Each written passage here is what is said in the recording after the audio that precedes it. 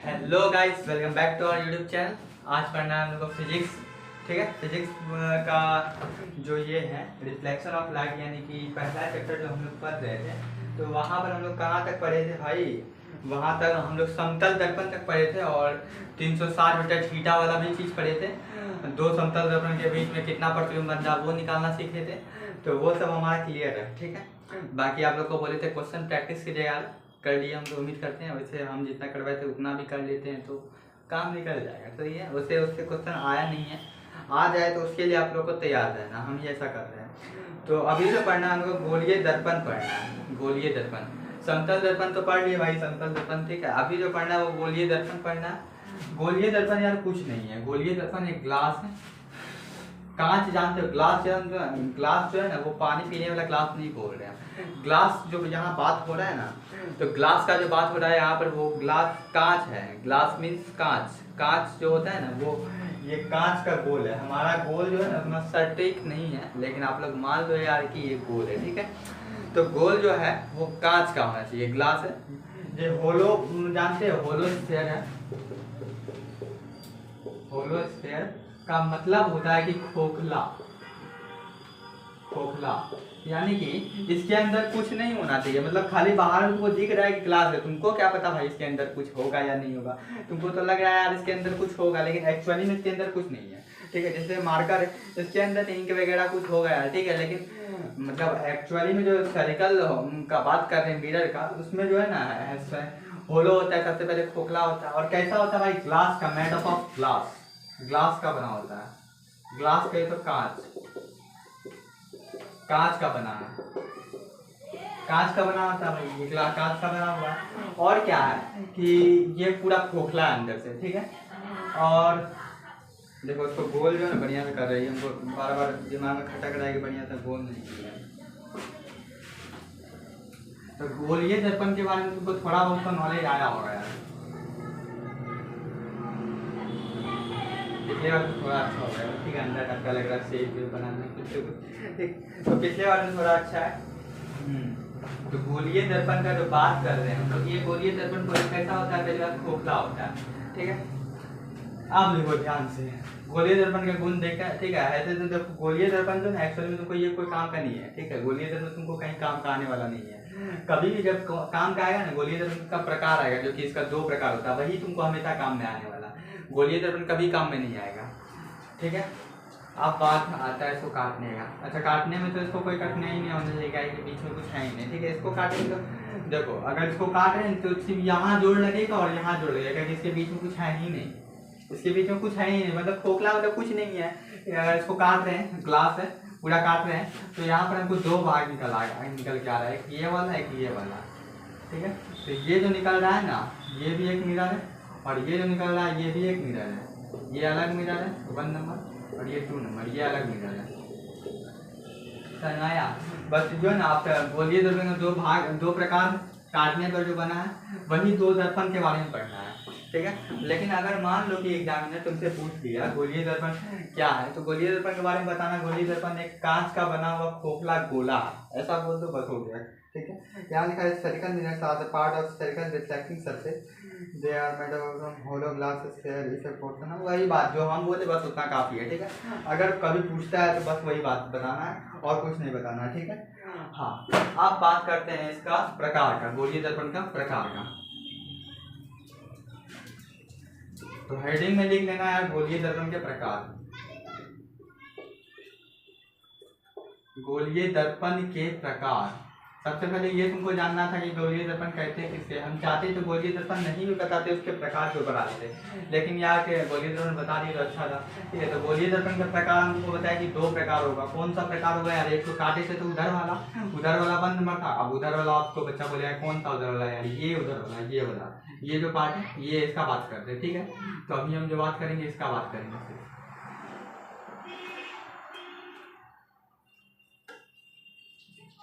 ठीक है, ये तुम्हारा जो दर्पण जो आ रहा है, आप बोलेगा कोई ऐसा क्यों दिए?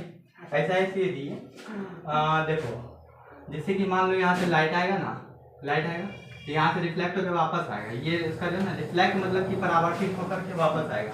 लेकिन इधर कुछ नहीं होगा, इधर आएगा तो कुछ पता है, मतलब जैसे जो है ना कुछ नहीं होगा। लेकिन ये जो है ना इसका रिफ्लेक्टिंग सरफेस है, ये सतह जो है यहाँ से परावर्तक हुए चमकीला होता है यहाँ पर। जैसे कि यहाँ लाइट पड़ेगा वहाँ से आंतरिक भाग। हाँ ठीक है, गोलीय दर्पण का दो भाग हमको काटने पर मिला, एक इसका आंतरिक भाग है। अच्छा सबसे पहले गोलीय दर्पण के प्रकार जो है वो यहाँ लिखना। गोलीय दर्पण के दो प्रकार होता है। सबसे पहले लिखना तुम अवतल दर्पण और दूसरा है उत्तल दर्पण। अवतल दर्पण किसको कहेंगे? अवतल दर्पण एक नंबर वाला को कहेंगे जो कि यहाँ तुम्हारे सामने बना हुआ है, मतलब उधर वाला को अवतल दर्पण कहेंगे, इधर वाला को उत्तल दर्पण कहेंगे। ठीक है, सबसे पहले हम करते हैं अवतल दर्पण का बात। अवतल दर्पण का इसका जो है ना आंतरिक जो है इधर भीतर वाला पार्ट परावर्तक है ना, देखो इधर ये बना है, इधर वही परावर्तक है। तो इसका जो होता है आंतरिक भाग परावर्तक होता है। आंतरिक भाग क्या होता है भाई? परावर्तक होता है, मतलब आंतरिक भाग परावर्तक होता है। Internal curve part reflecting in nature, सही बात है। अवतल दर्पण आंतरिक भाग है, अवतल दर्पण ठीक है। अवतल दर्पण के बारे में बताया, यहाँ कांच का एक खोखला गोली है, अच्छा भाई सही बात है। पूरा आंतरिक यहाँ भी देख सकते हैं क्या लिखा हुआ है, ठीक है। हाँ तो कोई पूछेगा अगर तुमसे अवतल दर्पण क्या है, वास्तविक प्रतिबिंब बनाता है ये, तो ये तुम लिख दो यहाँ पर कि अवतल दर्पण जो है ना तुमको वास्तविक प्रतिबिंब बनाएगा हमेशा। अब हमेशा तो बोलना अभी के लिए गलत है, ठीक है, लेकिन यहाँ पर जितना अभी तुम जान रहे हो उस हिसाब से अभी सही है, लेकिन आगे चल के ये पॉइंट जो लिख रहे हैं वो गलत हो जाता है, क्योंकि हमेशा ही नहीं बनाता हमेशा। या फिर लिख दो कि वास्तविक सामान्यतः वास्तविक प्रतिबिंब बनाता है। अब सामान्यता का क्यों यूज हुआ है वो आगे चल के पता चलेगा, क्योंकि जो है ना ये कभी कभी काल्पनिक भी बनाता है, ठीक है, मतलब 100 प्रतिबिंब बनाएगा, 200 में 95 जो है ना ये सामान्य ये भी बनाएगा, उनको वास्तविक बनाएगा, लेकिन 5 क्या बता है वो गड़बड़ा देता है, सामान्यतः वास्तविक बनाता है। अच्छा तुमको एक और बात बताए थे हम बहुत पहले बताए थे ये बात कि वास्तविक प्रतिबिंब जो होगा ना वो तुम्हारा उल्टा होगा, ठीक है। और वास्तविक प्रतिबिंब जो है ना हम लोग क्या बोलते हैं कैमरा से नहीं देख पाते हैं, हम लोग जो कभी भी देखते हैं कैमरा से या पे जो क्लिक करते हैं फोटो, वो जो फोटो होता है हमारा वो काल्पनिक फोटो होता है, ठीक है, काल्पनिक फोटो होता है। तो यहाँ जो वास्तविक फोटो है ना ये वास्तविक फोटो तुम देख ही नहीं पाते हो कभी एक्चुअली में, तुम जो भी देखते हो वो काल्पनिक है, तुमको वही लगता है कि वास्तविक है। तो ये जो सामान्यतः वास्तविक प्रतिबिंब बनाता है इसका आंतरिक भाग परावर्तन होता है। तो अगर तुमसे कोई पूछे अवतल दर्पण किसे कहते हैं तो तुम उसको बोलना अवतल दर्पण किसे कहते हैं, ठीक है। यह गोलीय दर्पण का खोखला क्या बोले, या ये गोलीय दर्पण का भाग है जिसका आंतरिक भाग परावर्तक होता है, ऐसा भी बोल सकते हो, या फिर यही लिखना, ठीक है। यह गोलीय दर्पण का भाग है, ये गोलीय दर्पण का प्रकार, गोलीय दर्पण का भाग है जिसका आंतरिक भाग परावर्तक होता है, ठीक है, ऐसा बोलो। या फिर ऐसा बोलो या कांच के खोखले गोले का, भाई कांच का खोखले गोले मतलब क्या, गोलीय दर्पण का टुकड़ा या भाग है जिसके आंतरिक वक्र भाग परावर्तक होते हैं, ठीक है। अवतल दर्पण सामान्यतः वास्तविक प्रतिबिंब बनाते हैं, सही बात है, वही चीज लिखा हुआ है। अब बात करते हैं दूसरे पे, ठीक है। देखो अभी खत्म नहीं हुआ अवतल दर्पण और उत्तल दर्पण का भी बहुत लंबा डिस्कशन चलने वाला, बहुत ही होगा। तो इधर वाला खत्म हो गया, मतलब गोल जो बनाया था उधर वाला खत्म हो गया, इधर वाला बचा। इधर वाला क्या बचा था, उत्तल बचा था। उत्तल मतलब ये जो गोला बनाए थे हम ऐसे काट करते हैं, तो ये इधर वाला खत्म पढ़ लिए। इधर का जो होता है ना इसका ये भाग परावर्तक होता है, गलती से बाहर ये मत कर देना, यही पहचान है, ठीक है। अगर मान लो कि ऐसा होगा, ठीक है, तो कुछ हो इधर याद रखो कि यार ऐसे इधर जाने हैं तो उत्तर मिलेगा, उधर जाने तो उत्तर मिलेगा। क्यों उधर वक्त उत्तर मिलेगा, तो क्योंकि उसका ऐसा है, ठीक है। देखो ना यार ऐसा दिख रहा है, ऐसा दिख रहा है, इसको और ऐसे करते जाओ, ऐसे करते जाओ तो एरो मिल जाए ना, एरो से तुम याद रख सकते हो यार उधर जाना है तो उधर मिलेगा हमको उत्तर, अवतल मिलेगा। और इसको अगर ऐसे करते जाओ, ऐसे करते जाओगे तो ये तुमको एरो इधर बन जाएगा, ये तुमको एरो इधर बन जाएगा, इधर तुमको मिलेगा उत्तर। तो इस तरीके से तुम याद रखने का तरीका बताया तुमको। तो ये भी तुमको एक सेम परिभाषा है, बस जो परिभाषा तुमको अवतल का बताया ना वही परिभाषा उत्तल का हो जाएगा, लेकिन क्या फर्क रहेगा कि ये हमें काल्पनिक बनाता है सामान्यतः, नहीं ये काल्पनिक प्रतिबिंब बनाता है, और इसका जो होगा ये बाह्य भाग परावर्तक होगा। बाह्य भाग कैसा होगा? परावर्तक होगा। ठीक है, तो वही चीज लिखा हुआ है यहाँ पर। ठीक है, यहाँ ही पढ़ लेते हैं। अच्छा, और एक बात, इसको जो इंग्लिश में बोलते हैं कॉन्वेक्स बोलते हैं। ठीक है, कल इंग्लिश पे जान लिया करो, कॉन्वेक्स मिरर। और अवतल को बोलते हैं हम लोग कॉनकेव। ठीक है, यही बात कर रहा हूँ। सही है, हाँ ये भी खत्म हो गया। तो परिभाषा वही लिखना है जो जैसा कि हम लोग को बताया। परिभाषा फिर से एक बार सुन लो। ठीक है, परिभाषा तुमने तुमको लिखना है, यह कांच के ठोकरे गोले का टुकड़ा या भाग है जिसकी बाह्य भाग वक्र भाग परावर्तक होता है। इसका बाह्य भाग परावर्तक है ना, और उसका आंतरिक भाग परावर्तक था। बस बात खत्म। यही था तुम्हारा अवतल और उत्तल। आप जो है यही गोलीय दर्पण पे ही चलेगा। सबसे लंबा तुम्हारा गोलीय दर्पण ही है, समतल दर्पण में कुछ था ही नहीं। सबसे लंबा जो है तुम्हारा गोलीय दर्पण है। इंटरनल का कर परावर्तक है। ठीक है, रेडियस इज ऑलवेज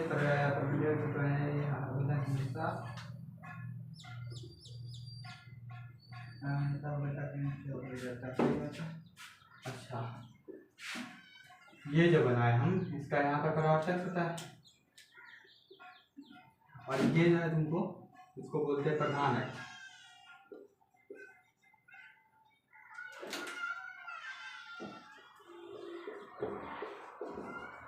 इसको बोलते हैं प्रधान अक्ष।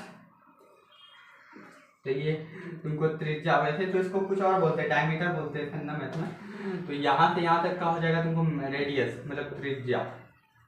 तो एक्चुअली में ये त्रिज्या है, लेकिन इसको त्रिज्या नहीं बोलते, इसको वक्रता त्रिज्या बोलते हैं।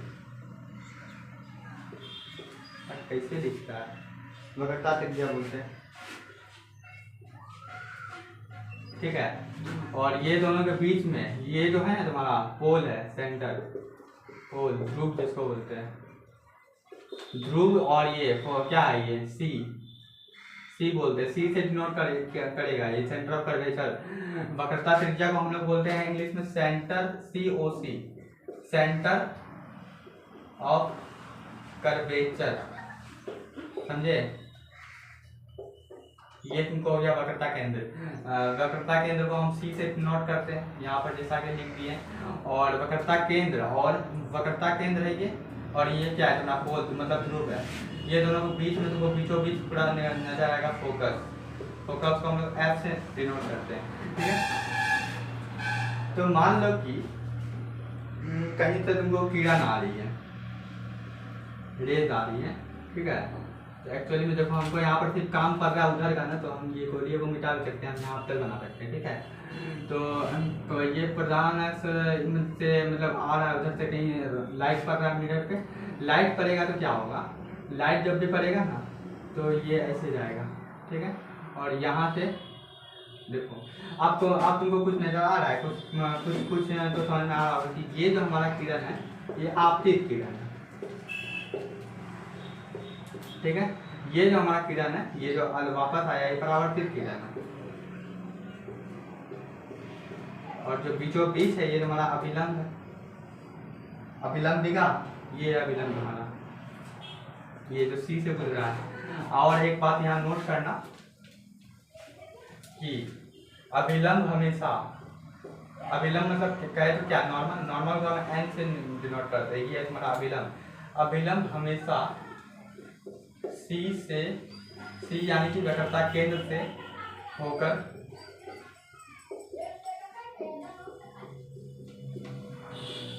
गुजरता। नोट,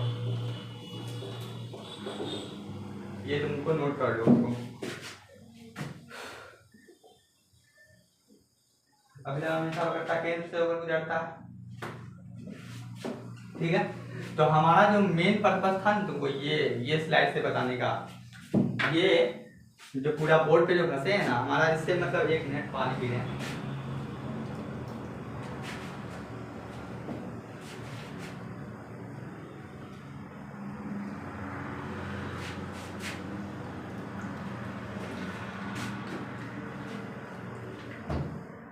इतना जो बोर्ड पे लिखे हैं ना, इसका सिर्फ यही मतलब था हमारा कि अभिलंब हमेशा सी से होकर गुजरता है, जो कि हमको तुमको यहाँ पर सी से ही होकर गुजरेगा। ये इधर एफ एफ ये इधर कहीं नहीं जाएगा।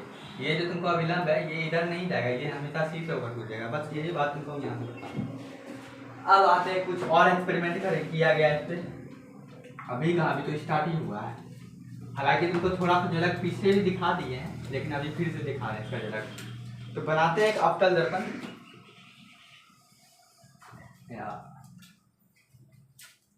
ठीक है, ये अवतल दर्पण है और इसके बीचों बीच से जैसे जो गुजरता है ये तुम्हारा प्रधान एक्सिस है, प्रिंसिपल एक्सिस। इसको क्या बोलते हैं? प्रधान अक्ष। इसी को इंग्लिश में बोलते हैं प्रिंसिपल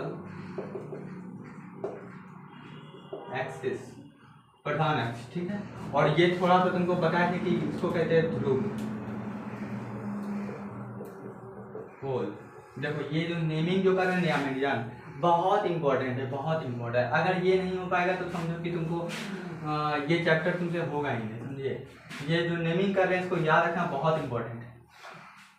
ये जो नेमिंग किए हैं, अच्छा मान लो कि अगर ये पूरा गोल होता, अच्छा ये जो पार्ट जो है तुमको अवतल दर्पण जो दिख रहा है ये वैसे अवतल दर्पण है। ठीक है, अवतल दर्पण जो है ये पार्ट ऑफ स्फेरिकल मिरर, मतलब जो ये जो पार्ट है पूरा, तो तुमको इसको हम अगर आगे बढ़ाते तो ये हमको क्या दिखता है? गोलीय दर्पण दिखता।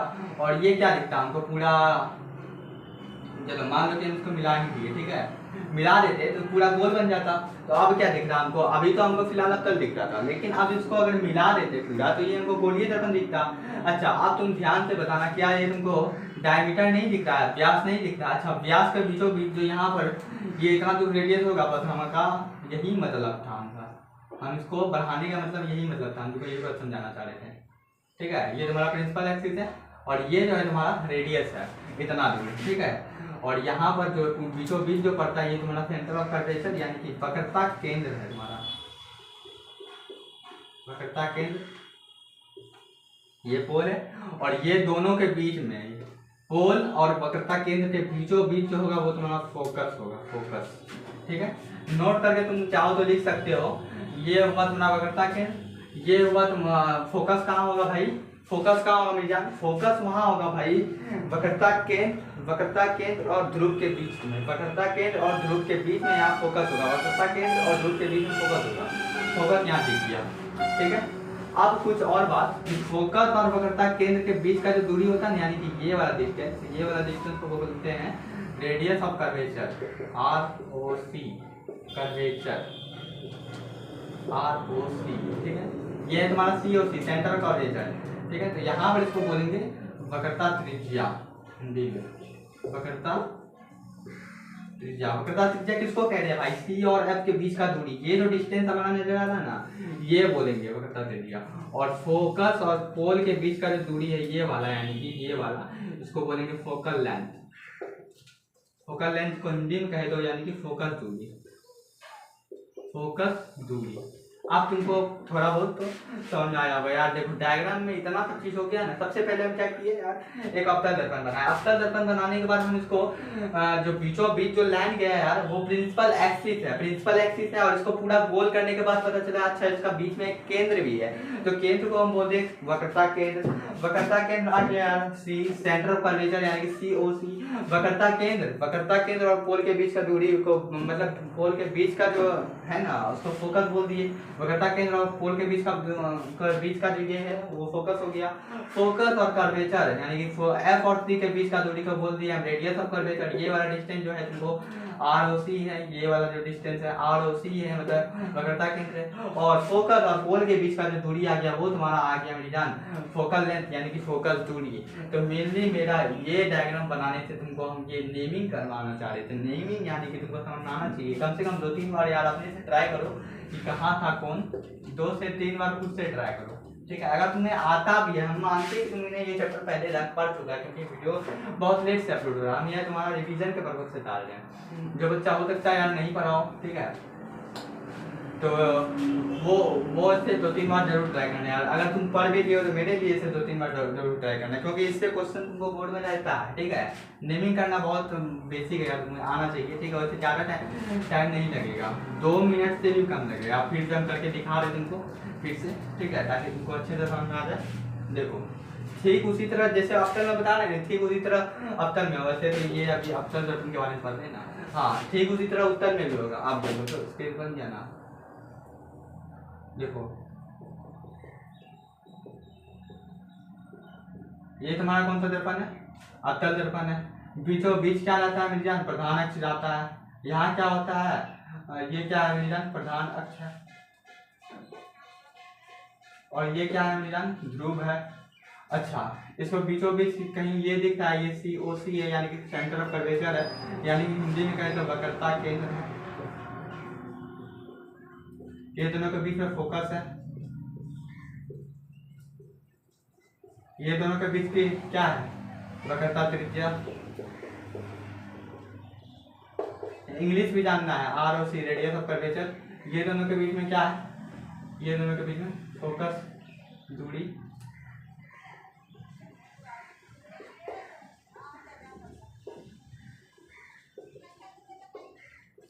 करना है, देखो यार डायग्राम को नोट करो, बहुत इंपॉर्टेंट है यार, डायग्राम को नोट करो। ठीक है, उम्मीद है कि डायग्राम को तुमने नोट कर लिया होगा। एक बार अच्छे से देख लो इसे। वक्रता केंद्र है, ये फोकस हो गया, प्रधान है।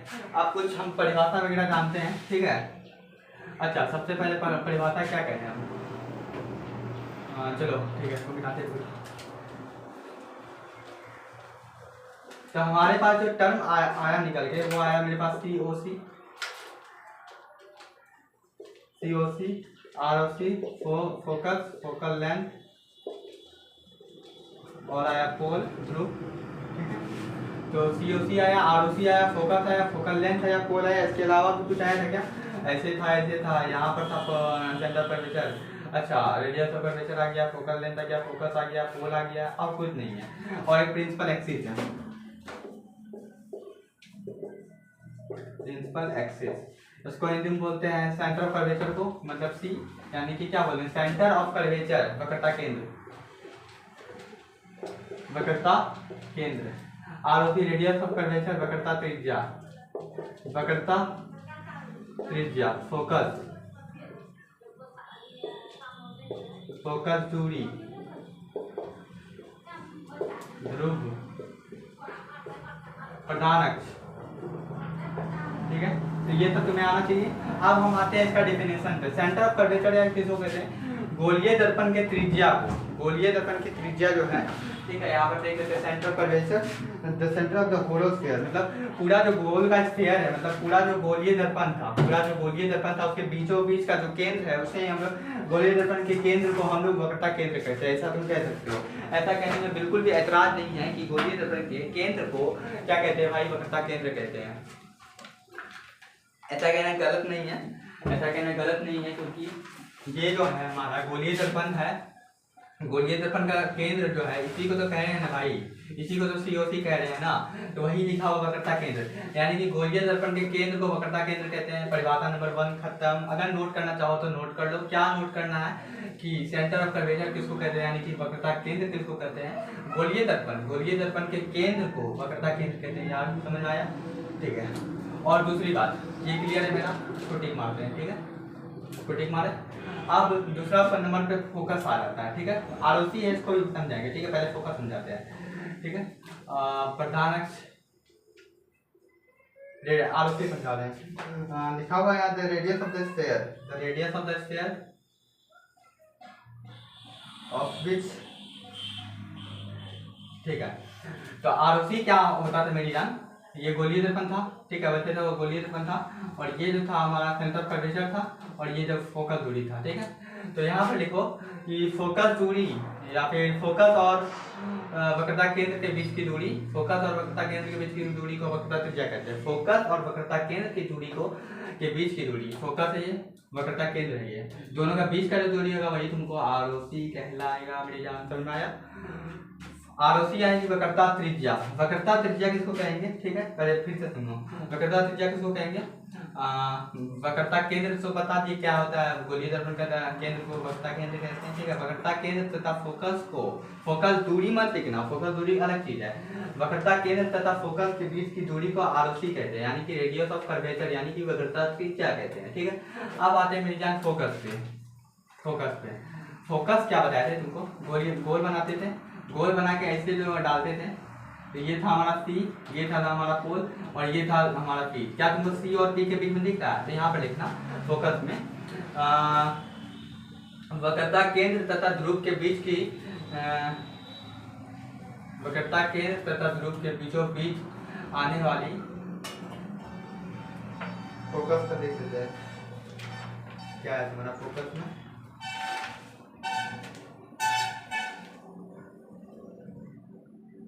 हाँ दोनों के बीच में आता है, वही फोकस हो गया, ठीक है।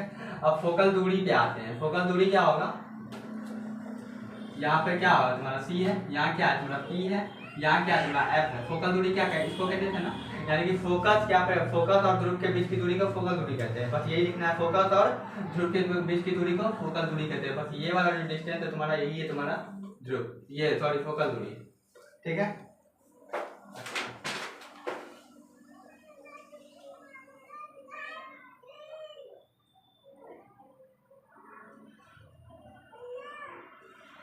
पोल को हम लोग पी से डिनोट करते हैं, बता दिए थे पहले ही। The centre of the spherical pole, ठीक है।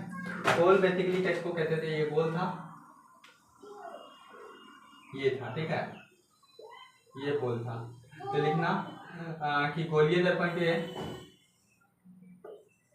बीचों बीच आने वाले बिंदु को ध्रुव कहते हैं, ठीक है। ये तुम्हारा ध्रुव होता था, ये, ठीक है। यहाँ पर जो पॉइंट आ रहा है ये तुम्हारा पोल है, इसको पी से नोट करते हैं। प्रिंसिपल एक्सिस क्या है भाई, प्रिंसिपल एक्सिस ये जो दिख रहा है, जो बीचों बीच जा रहा है, दोनों को बीच में डिवाइड कर रहा है। गोलीय दर्पण को काटने वाली बीचों बीच, गोलीय दर्पण के बीच से गुजरने वाली रेखा जो बीचों बीच से गुजरती है उसे हम लोग प्रिंसिपल एक्सिस कहते थे। तो आज के लिए बस इतना ही रहने देते, क्योंकि वीडियो हमारा बहुत लंबा हो गया है, टॉपिक भी बहुत अच्छा खासा ही था, ठीक है। तो मिलते हैं अगले लेक्चर में, आज के लिए बस इतना ही। अगर वीडियो अच्छा लगा तो चैनल को भाई सब्सक्राइब करना, वीडियो लाइक करना, ठीक है। आज के लिए इतना ही। जय हिंद, जय भारत।